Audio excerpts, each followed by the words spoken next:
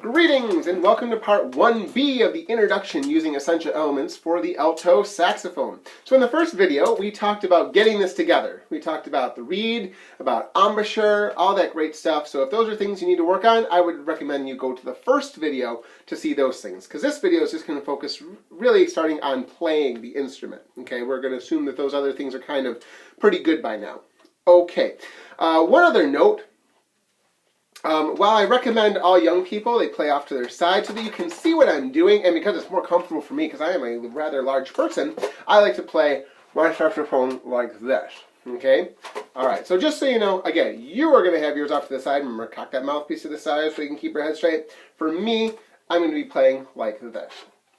Great. Alrighty. Let's look at pages 4 and 5 in your Essential Elements book. The first note you have is note D. Okay, look at the very top of the page. It says long tone. It says to begin with, we will use a special long tone. Hold the tone until your teacher tells you to rest. Practice long tones each day to develop your sound. So basically, we're just going to play a note for a long time. Number 1 in your book is note D. Notice next to the D in the orange box, you've got a bunch of circles that are blackened in, some that are keys that are white. This is a picture of the saxophone keys. So we got to figure out what keys we're going to use. Okay, so you can see I've actually lost my mother of pearl on that key and that key, which is fine because those are the ones I'm not using. So often I will put stickers on my students' instruments to kind of get them going. But the first key that you have right here, we skip, and we go to this key, and then we skip the little key, and then we go this key and this key. So skip a key 1, skip a key 2. Then for this hand, your right hand, we do 1, 2, 3 on the circle keys. Pinkies are doing nothing right now. Okay, so the mantra is skip a key 1, skip a key 2, bottom 3. All right, on the back of your saxophone, you've got this black dot, or it might be a gold dot, and you have a key right beside it. All right, so this is the thumb key. If I say thumb or octave key, you're going to use this key right here. Okay, so that's where your thumb goes. Look at number 1, note D. Notice that you have 1 on the back there, so that's your thumb key, so you're going to push your thumb down. You're going to go 1, 2, 3 on the top, 1, 2, 3. So all those are blackened in, which means you push them down. Okay? One other thing to note, as you're playing the saxophone, try to keep your hands as open as possible. If you get weird tones, you're probably pressing one of these keys, the side keys here, or you're pressing a weird side key right here, okay? If you press extra keys on your instrument, it's going to sound yucky, okay? So if a note isn't quite sounding, even though you might have the right keys down, make sure that you're not pressing any extra keys. It can be only touched a little bit to be pushed down and to make it sound weird, okay? So there's a note on that. All right, so I've got thumb, 1, 2, 3, 1, 2, 3. We're going to play note D.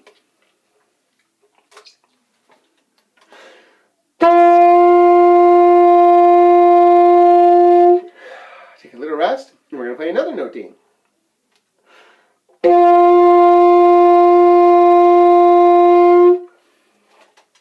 Very nice.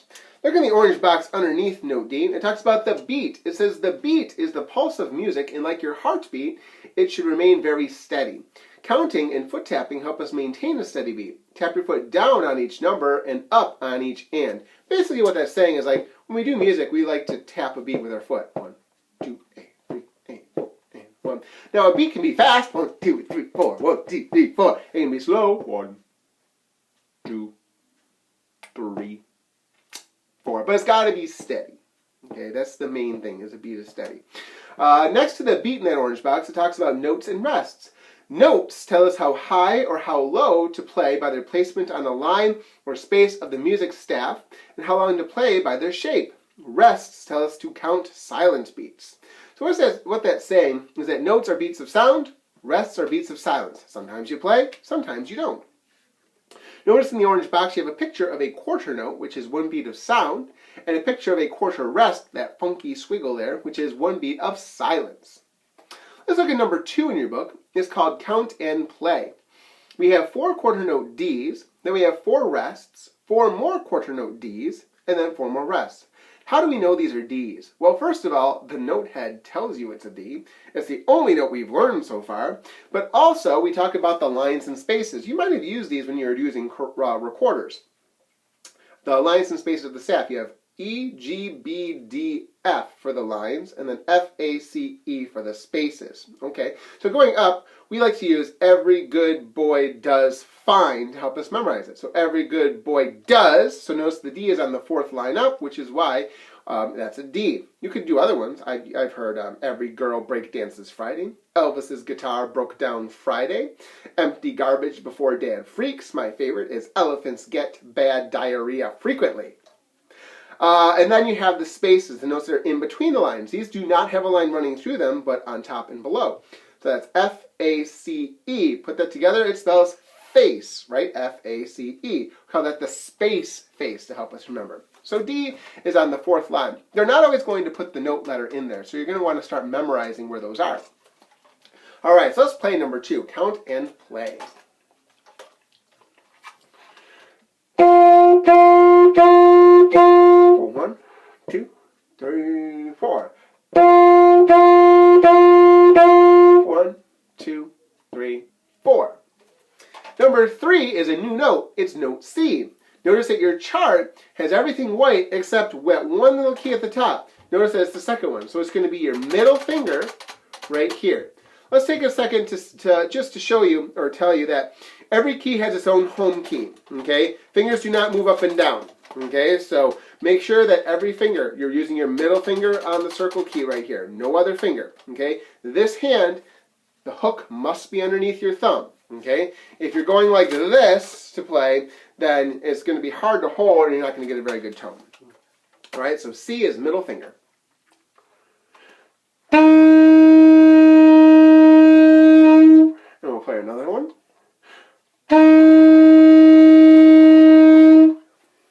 Number 4 in your book is called Two's a Team. Notice that you have 4 note C's. Then you have 4 rests, and then it changes to be 4 note D's. Okay, so 4 C's, 4 rests, 4 D's. Here's number 4. 1, 2, 3, 4. 1, 2, 3, 4.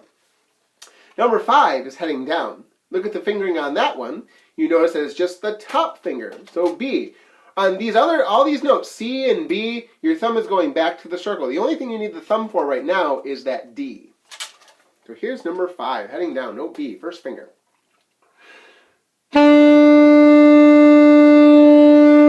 Let's do another one.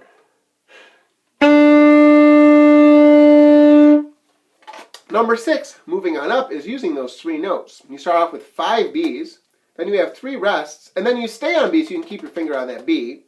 Then switches to C, and then you have D's. Let's try number 6, moving on up.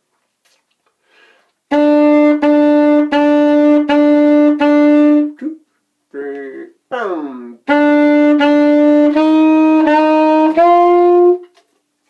Page 5 in your Essential Elements book, look at the very top. It talks about the double bar. A double bar has 2 solid lines at the end of a song. It means the end. You're done. Congratulations, you finished the song. You can also have a repeat sign if you see that in the orange box. Notice it looks the same as a double bar, except there are 2 dots on there as well. That means play it again. You get to do it again.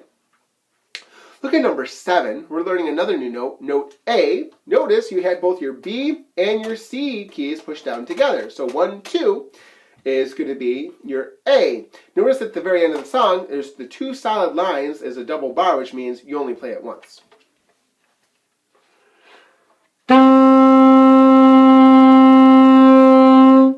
And then again.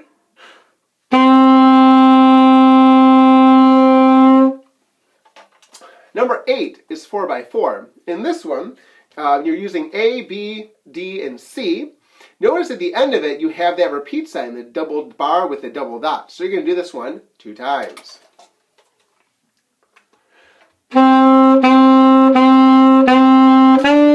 Rust, rust, rust. Rest, rest, repeat. Rest, rest, rest. Rest, rest, rest. Number 9 is touchdown. This is note G, the last note we're going to learn for a while. Okay, the next video, there are no new notes. By the time we get to yellow, you'll learn a couple more, but for now, 5 notes is all you get. This is note G. So we have B, C, A, G. You add the next circle key on the top. Just 1, 2, 3. Just like on a recorder, if you played a recorder, right? B, A, G. Here is your G. And then again.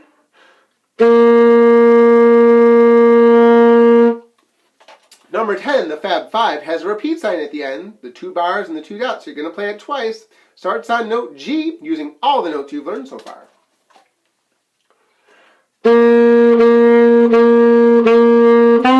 Rest, rest, rest.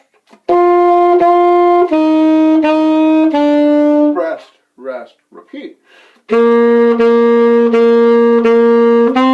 Rest, rest, rest. Rest, rest, rest. Okay, look at the orange box beneath number 10 before we get to 11, 12, and 13. First thing it talks about is a treble clef. It says it indicates the position of note names on a music staff. Second line is G. Kind of confusing, not really needed.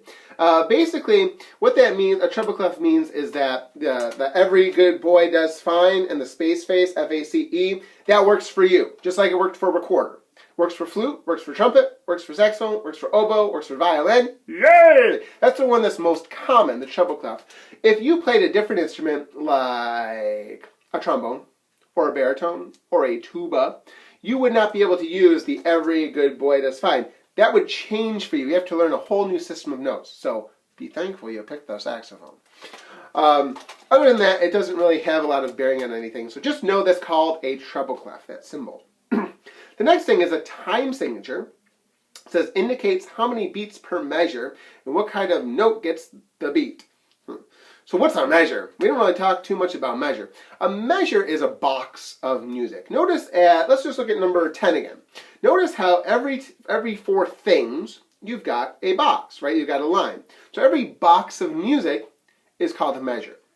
Right now there's 4 beats, right? Look at number 10. It goes G, G, G, G, end of box, new box, A, rest, rest, rest. Because a beat, it can be a note or a rest. They each count for a whole beat. And then the next box, D, D, C, C, 4. And then next box, B, rest, rest, rest. So we're using what's called 4/4 time. Just look at the top number. The top number tells you really everything you need to know for now. It means there's 4 beats in every box. You're not going to even think about anything besides 4 until we get to, I think it's 40-something in your book, like 47-ish. So don't worry about anything else right now. Just 4 beats in every measure, every box. It talks about sharp, flats, and naturals. When we get to those, we'll get to those. Those just change notes. Don't worry about those right now. The other thing in that orange box is note names. All right, so that kind of lists the notes on the instrument. Not all of them. You can expand the staff up and down, but that's a good chart showing you where they are. Again, you can see in between the lines you have F, A, C, E. You can see on the lines E, G, B, D, F. You notice there's a C and a D just kind of at the very beginning. You can expand the staff lower as needed, okay? But we're not on those notes. When we get there, we'll get there. Look at 11, 12, and 13.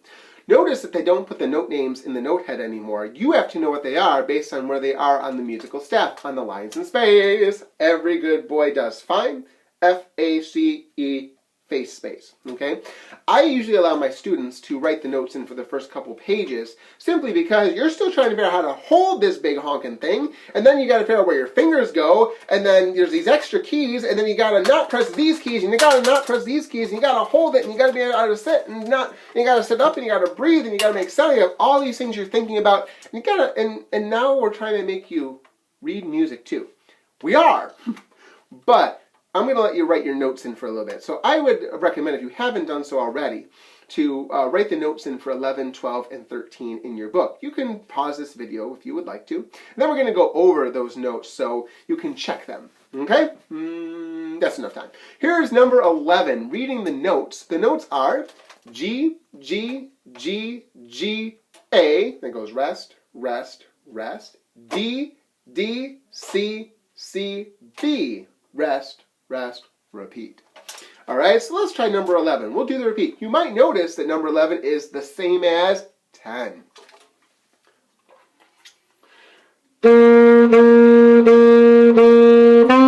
Rest, rest, rest. Rest, rest, repeat. Rest, rest, rest. Rest, rest, rest. Number 12 is first flight. The notes in this one are B, B, A, G, G, G, rest. D, D, C, C, B, A, G, repeat. Remember to do it twice. Here's number 12.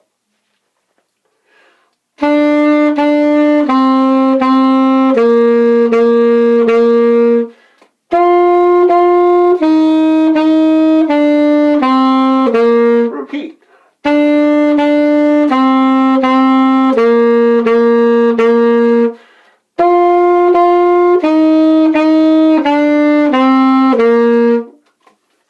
Number 13, Essential Elements Quiz. They wrote the first three in for you. Yeah. Notes on this one are G, A, B, C, D, D, D. Rest. B, C, B, A, G, B, G. Repeat.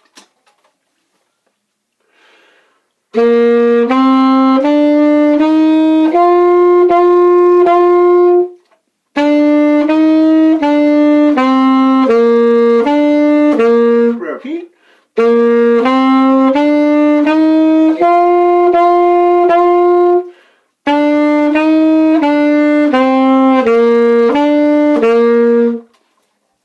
Alright, so that ends our introduction using essential elements. The next video is going to focus on starting to play more songs in the white belt for band karate, which you're going to be starting. So keep on practicing. Some of the great and best advice I can give you is set aside about 20 minutes every single day to practice your instrument. Practice getting your mouthpiece and neck combination, your reed, in that great, like we talked about in the other video. So making sure that everything is correct, okay? Practice adjusting your neck strap. Practice making your notes, okay? Holding the instrument, getting comfortable with it.